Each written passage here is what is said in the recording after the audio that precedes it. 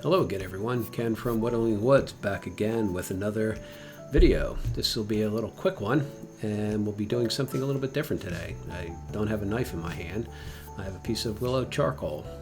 I figured it technically was wood, and I'm whittling it down as I sketch here, so it kind of fits the theme of the channel. As I mentioned, I'm just sketching a wood spirit using a piece of willow charcoal.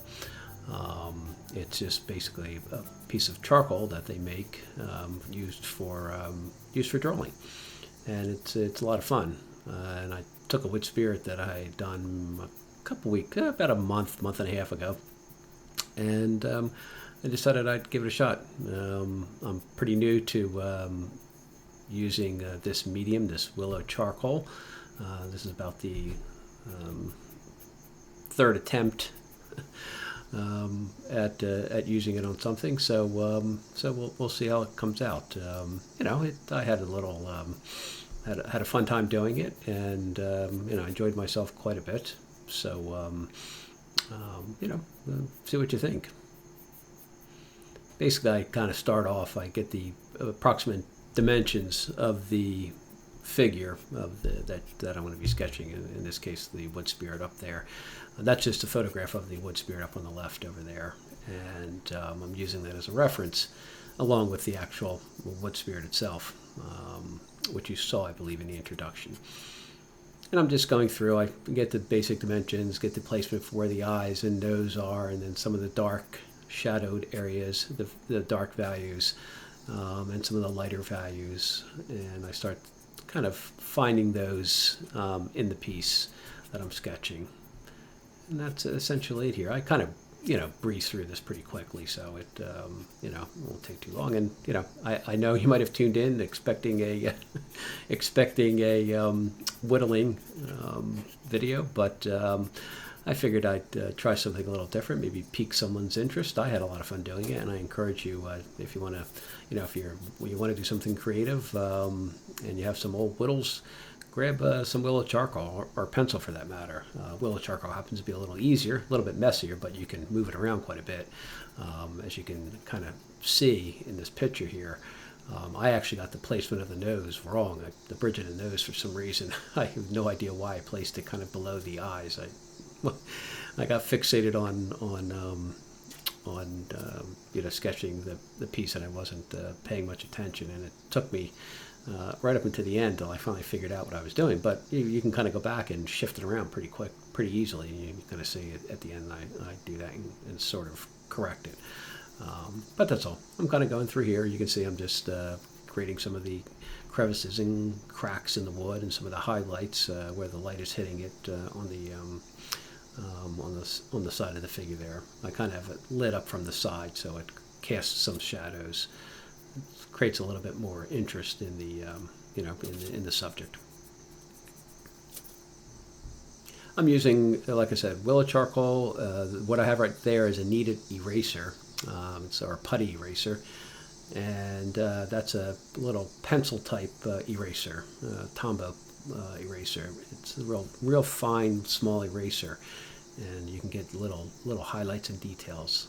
Because with willow charcoal, it doesn't, it won't lock itself onto the paper until you use some type of fixative.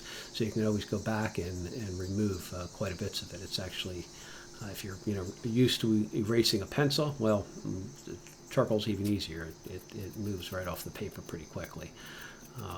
So you have to use, in order to keep the drawing, you have to use what's called a spray fixative. And I do that on the end. I don't show myself doing that, but I do spray it just so it doesn't smudge all over the place. It was a lot of fun. I enjoyed myself. A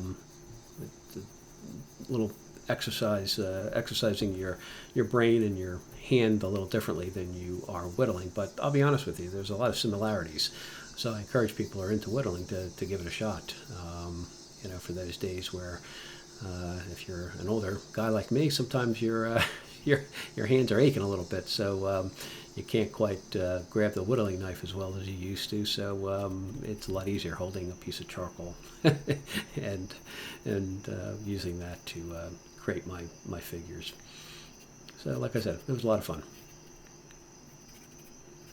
I'm trying to create some of the texture that I see in the bark over there. So I'm kind of going through. I make numerous attempts at it, and again, that's the advantage to using the charcoal. You can put it on and kind of take it off and move it around and all that kind of stuff.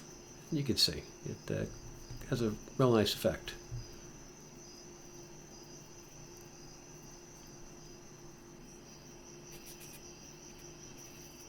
The paper I'm using is one I picked up quite a while ago. It's kind of for this type of medium, for charcoal or pastels or something like that. You pick it up in packs, at those art supply hobby stores. They sell them, it's nothing special. It's pretty basic stuff. There I am again with the kneaded eraser. Sort of starting to correct the placement of the bridge of that nose. Moving it up to where it should be.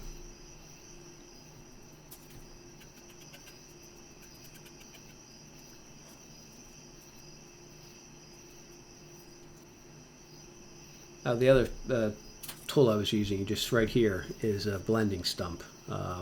It's just like tightly wound paper type product that you can use to smudge the charcoal around. It removes it a little bit, but not as much as an eraser, so it's good for blending and creating some shadow effects, subtle shadow transitions, so to speak. You can see here, I'm just making my best attempt at correcting the nose, but I'm referring to the reference. I'm trying to hit the shadows that I see right there at the bridge of the nose. I got it off initially, so I'm going back and I'm correcting it as best as I can.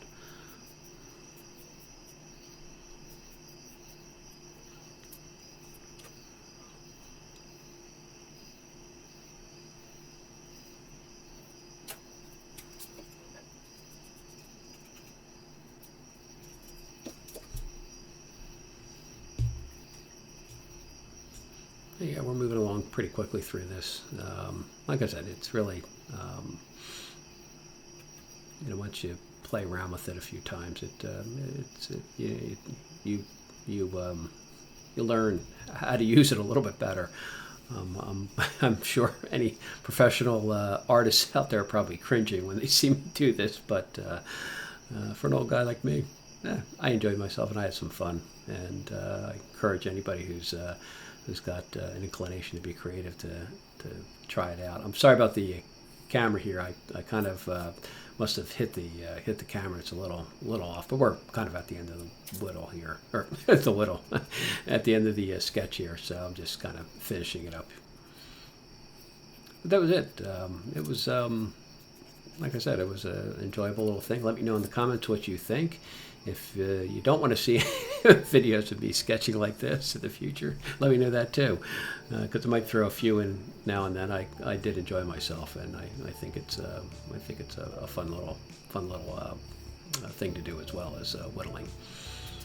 But there you go. I think that's should be about it for this one. Again, I appreciate you watching, and that's the final little sketch there, and it was a lot of fun to do. So again, I appreciate you watching, and I hope you all have a great whittling week. I'll talk to you again soon. Take care.